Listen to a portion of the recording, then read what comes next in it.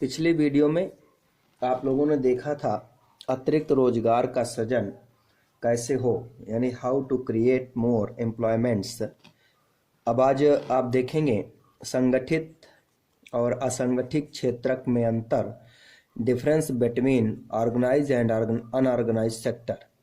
तो आज आपको ऑर्गेनाइज्ड और अनऑर्गेनाइज सेक्टर में डिफरेंट पढ़ना है। उससे पहले संक्षेप में आपको समझना है ऑर्गेनाइज सेक्टर कौन से होते हैं और अनऑर्गेनाइज सेक्टर कौन से होते हैं। तो ऐसी गतिविधियों में कार्यरत संस्थाएं जो सरकार के द्वारा निर्धारित कानूनों और नियमों का पालन करती हैं, उन्हें हम संगठित क्षेत्रक के अंतर्गत कार्य करने वाली कंपनियां कहते हैं, और जो सरकार के नियमों कानूनों का पालन नहीं करते उन्हें हम असंगठित क्षेत्रक के संस्थान कहते हैं या क्षेत्रक के व्यवसाय में इन्हें जोड़ते हैं। संगठित क्षेत्रक में कुछ खास चीज़ें होती हैं, जैसे वहाँ पे एम्प्लॉयमेंट्स जो होता है या जो रोजगार होती है उसकी सुरक्षा होती है, काम के घंटे निर्धारित होते हैं, उन्हें कई प्रकार के वेतन के अलावा लाभ प्राप्त होते हैं, भविष्य निधि जमा होती है, और ये सभी चीज़ें अनऑर्गेनाइज सेक्टर पर नहीं होती हैं। तो डिफरेंट देखेंगे, वहीं से पूरी चीज़ें समझ जाएंगे। अगर आपको लिखने के लिए एग्जाम पे संगठित क्षेत्रक आता है तो सभी पॉइंट्स को एक कर देंगे, संगठित क्षेत्रक हो जाएगा, और असंगठित का भी वैसे ही कर देंगे तो असंगठित हो जाएगा। तो संगठित क्षेत्रक पहला, वे क्षेत्रक जो सरकार द्वारा पंजीकृत होते हैं और सरकारी नियमों और विनियमों का पालन करते हैं, वो संगठित क्षेत्रक के अंतर्गत आते हैं। यानी they are registered by the government and have a follow its rules and regulations. वहीं पर अनऑर्गेनाइज में देखें तो वे इकाइयाँ जो अधिकांशतः सरकारी नियंत्रण से बाहर होती हैं, units that are outside most government control, यानी ऐसे यूनिट्स जो गवर्नमेंट कंट्रोल के बाहर होती हैं वो अनऑर्गेनाइज सेक्टर पर आती हैं। दूसरे नंबर पर, इस क्षेत्रक के कर्मचारी रोजगार की सुरक्षा का लाभ प्राप्त करते हैं, यानी employees of the sector get the benefit of the job security. यानी ये जॉब सिक्योरिटी है क्या? जैसे कि आपको एक बार किसी संस्थान पर या किसी यूनिट्स पर जॉब मिलती है तो उसके बाद आपकी जॉब की सुरक्षा का मतलब है कि जैसे आपको 21 ईयर की एज पे कहीं पर आपने जॉब शुरू किया तो आपको ये जॉब सिक्योरिटी है कि आप 16 ईयर्स यानी 60 साल तक आप यहाँ पर कार्य कर सकते हैं। यानी उसके बीच में आपको एम्प्लॉयमेंट से बाहर नहीं किया जा सकता है, क्योंकि ये सरकारी रूल्स का पालन करते हैं। इसलिए आपके सिक्योरिटी हो गई कि आप 21 वर्ष की आयु में जहाँ जॉब करना शुरू किया, अब आप वहाँ 60 वर्ष की आयु तक कार्य कर सकते हैं। वहीं अनऑर्गेनाइज में देखें, इस क्षेत्रक में रोजगार प्रायः नियमित नहीं है, यानी employments is in this sector of often not regular. यानी यहाँ पर इस एम्प्लॉयमेंट्स की बात करें तो इस सेक्टर में एम्प्लॉयमेंट्स के रेगुलरमेंट्स नहीं है, यानी कि यहाँ रेगुलर व्यवसाय नहीं मिलता है। जैसे कि जब कंपनी में काम अधिक होगा तो अधिक लोगों को व्यवसाय पर शामिल कर लेंगे, और जैसे ही कंपनी का काम घटेगा उन्हें वहाँ से बाहर कर दिया जाएगा या उन्हें बाहर निकाल दिया जाएगा। या कहें कि जब कार्य बढ़ता है तो अधिक एम्प्लॉयमेंट से अधिक लोगों को काम पर रखते हैं, और जब काम घट जाता है तो उन्हें वापस घर पर बिठा दिया जाता है। तो यहाँ पर रोजगार नियमित नहीं है। हम जहाँ पर रोजगार कर रहे हैं वो हमें कब तक मिलेगा इसकी सुरक्षा नहीं होती है। थर्ड नंबर पर, इस क्षेत्रक में काम के घंटे निर्धारित होते हैं। Working hours in this sector are determined, यानी पहले से निर्धारित होता है कि हमारे वर्किंग आवर कितने हैं। मतलब तय है कि आपको जैसे 8 घंटे का वर्क है, आप 9 बजे जाएंगे, 4 बजे आपकी ऑफिस बंद हो जाएगी। ऐसे एक टाइम निर्धारित है कि आपको इतने से इतने समय तक काम करना है। वहीं अनऑर्गेनाइज सेक्टर में क्या होता है, इस सेक्टर में काम के घंटे निश्चित नहीं होते हैं। Working hour are not fixed in this sector, यानी कि जब काम अधिक होगा तो आपके वर्किंग आवर्स को बढ़ाया जा सकता है, और जब काम कम होगा तो आपके वर्किंग आवर्स को घटाया जा सकता है। यानी यहाँ पर 8 से लेकर 12 से 14 घंटे तक आपको एक दिन में कार्य करना पड़ सकता है, जबकि अनऑर्गेनाइज सेक्टर में यह कंडीशन है कि 8 से 12 14 तक काम करना पड़ सकता है। तो यहाँ पर देखेंगे ऑर्गेनाइज में यहाँ फिक्स है कि आप 8 घंटे या 8 आवर्स ही कार्य करेंगे। चौथे में आ जाइए, इस क्षेत्र में नियोक्ता को कई दूसरे लाभ प्राप्त होते हैं, यानी इन this sector the employer receive many other benefits. वो कौन से हैं? जैसे सवेतन छुट्टी यानी गेट पेड लीव, अवकाश काल में भुगतान यानी पेमेंट ड्यूरिंग हॉलीडे, भविष्य निधि यानी कि प्रोविडेंट फंड, सेवा अनुदान जिसे ग्रेजुएटी बोलते हैं, जैसे अनेक फंड्स हैं जो आपको, यानी अनेक इस प्रकार के बेनिफिट्स हैं जो आपको मिलते हैं। सवेतन छुट्टी, किसी कारण से अगर आप कार्य करने में सक्षम नहीं है तो उस समय आपको सवेतन छुट्टी दी जाती है, यानी आपको जो लीव दी जाएगी उसका पेड किया जाएगा। अवकाश काल में भुगतान, यानी जब छुट्टियां होती हैं जैसे संडे हैं और दीपावली दशहरा आदि की जो छुट्टियां होती हैं, उन छुट्टियों पर भी आपको क्या किया जाएगा, उस पेमेंट्स को, उस समय की पेमेंट्स, हॉलीडे की पेमेंट आपको दी जाएगी। भविष्य निधि होती है, ये इसे ईपीएफ बोलते हैं या इसे प्रोविडेंट फंड बोलते हैं। तो जो भविष्य निधि होती है, जब आप अपनी जॉब से निकलेंगे या आप जॉब से रिटायर होंगे तो आपको एक निधि प्राप्त हो जाएगी जो आपके भविष्य के या आपके बुढ़ापे के लिए काम आ सकती है। और सेवा अनुदान है, इसे ग्रेजुटी बोलते हैं, यानी जब आप कार्य छोड़ते हैं तो कंपनी की तरफ से आपको कुछ अलग से बेनिफिट्स के रूप में या अलग से प्रॉफिट के रूप में कुछ बेनिफिट या ग्रेजुटी दी जाती है या सेवा अनुदान दिया जाता है। वहीं पर हम इन सेक्टरों की बात करें तो यहाँ सवेतन छुट्टी, अवकाश, बीमारी के कारण छुट्टी इत्यादि का कोई प्रावधान नहीं होता है। There is no provision for paid leaves, holidays, provident funds यानी लीव ड्यू टू स्नेक्स, यानी कि बीमारी आदि के समय भी किसी प्रकार की आपको छुट्टी का प्रावधान नहीं है, यानी आप छुट्टी लेंगे तो उस समय की आपको सैलरी प्राप्त नहीं होगी। 5वें पॉइंट पे आते हैं, यह सरकारी नियमों का सख्ती से पालन, यहाँ पर इन सेक्टर्स में सरकारी नियमों का सख्ती से पालन किया जाता है, यानी government rule are strictly followed here, यानी यहाँ पर जो गवर्नमेंट रूल्स हैं उनको स्ट्रिक्टली फॉलो किया जाता है। और वहीं इधर कहें तो इधर ऐसा नहीं है, government rules are not follow here, यानी यहाँ पर गवर्नमेंट रूल को फॉलो नहीं किया जाता है। 6वां, इस सेक्टर में गवर्नमेंट सेक्टर यानी सरकारी और प्राइवेट दोनों तरह की कंपनियां शामिल होती हैं।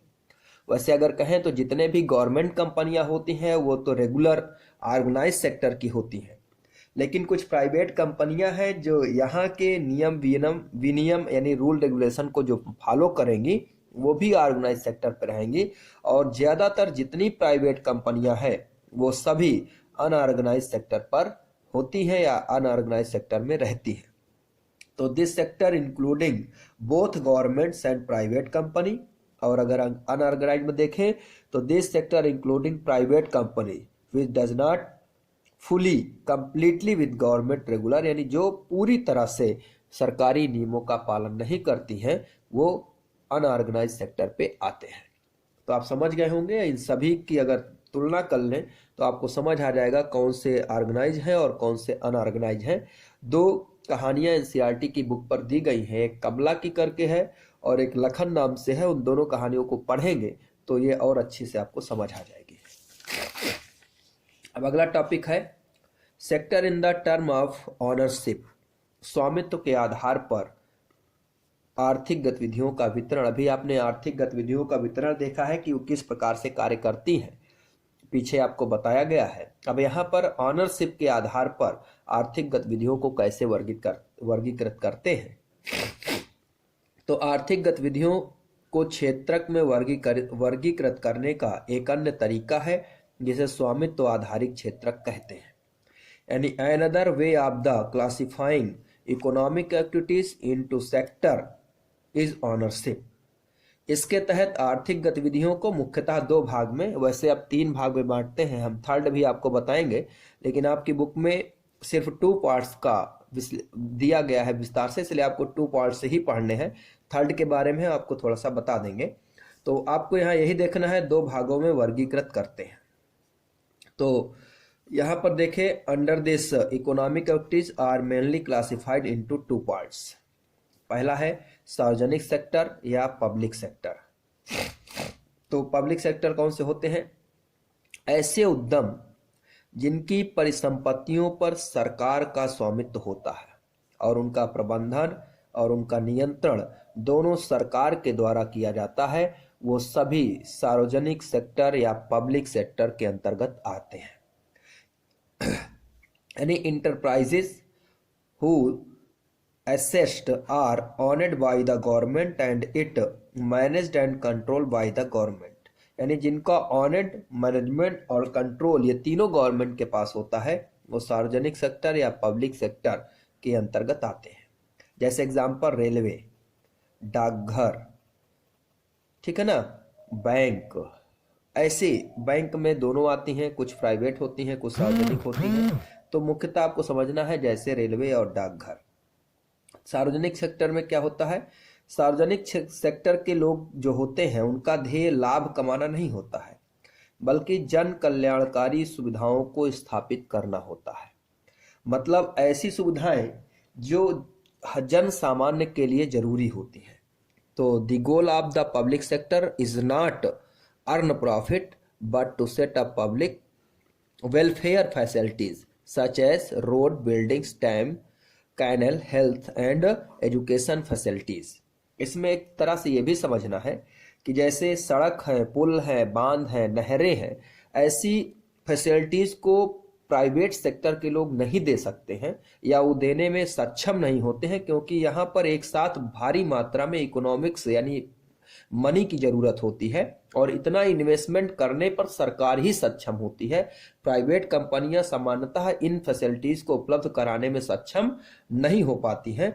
इसलिए ऐसे जो आधारभूत उद्योग होते हैं, जो बेसिक मतलब कि इंडस्ट्रीज, बेसिक जो लोगों की मांगे होती हैं, उन मांगों को पूरा करने की जिम्मेदारी गवर्नमेंट्स लेती है और इन्हें ही हम जन कल्याणकारी यानी पब्लिक वेलफेयर फैसिलिटीज कहते हैं। और मुख्यतः ये सभी फैसिलिटीज गवर्नमेंट उपलब्ध कराती है और इन्हीं फैसिलिटीज को निजी सेक्टर भी उपयोग करते हैं। जैसे यहीं पर देखें कि विद्युत, इलेक्ट्रिसिटी, अगर इलेक्ट्रिसिटी बनाने का कार्य है तो अधिकांशतः देखें तो गवर्नमेंट ही इलेक्ट्रिसिटी तैयार करने का काम करती है, क्योंकि गवर्नमेंट द्वारा जो इलेक्ट्रिसिटी तैयार की जा रही है वो लोगों को उनके रेट पर लगभग उपलब्ध करा दिया जाएगा।